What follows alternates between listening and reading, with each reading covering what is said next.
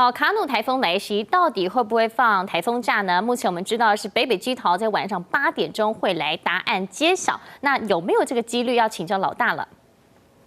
好的，那我们来看一下最新的资料。以气象局在下午2点半所发布的海上警报呢，我们可以看到这个台风呢，它目前还是主要是偏西北西到偏西这个方向来前进。不过呢，它的速度是会越走越慢从11公里慢慢的减慢到5公里这样的速度到最后甚至于会停下来，然后才开始转向。那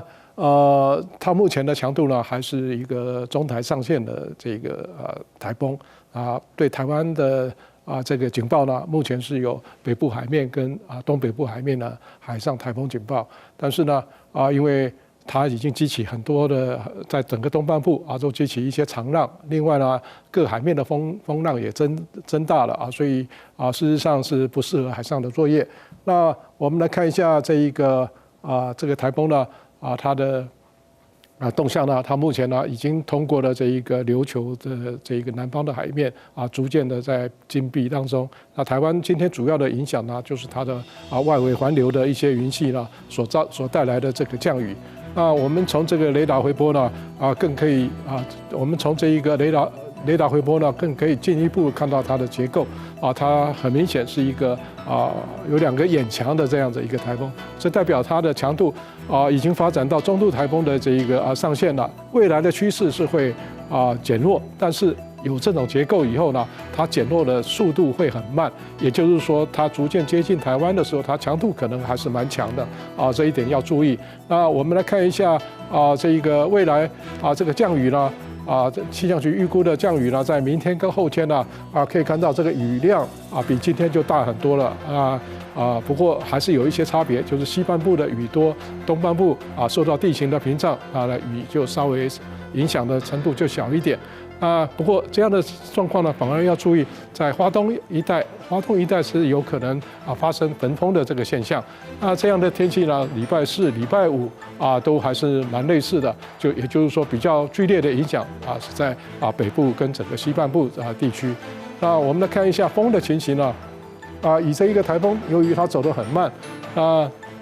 可以看到它大概台湾的这个大台北地区呢，会受到这个台风的暴风边缘的影响另外呢，还有一个地方就是在恒春半岛以及这一个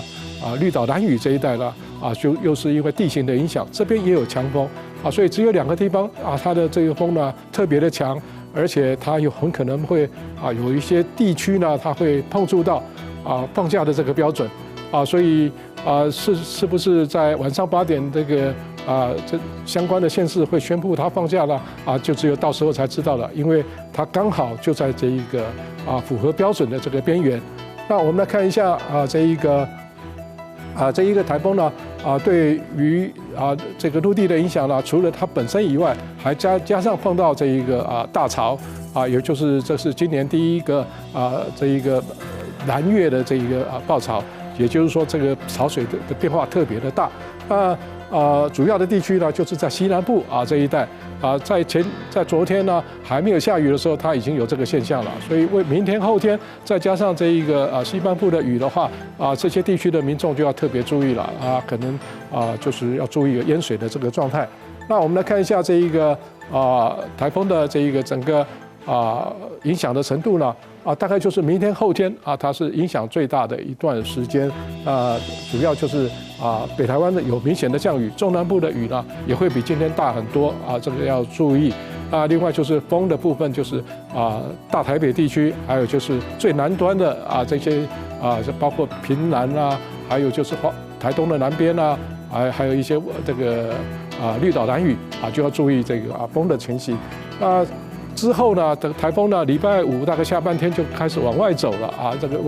台风本身的威胁减轻了，不过后面它跟着有西南季风所以可能会有一段时间会有比较明显的降雨所以之后呢的天气变化还是要特别的注意以上是最新的资料。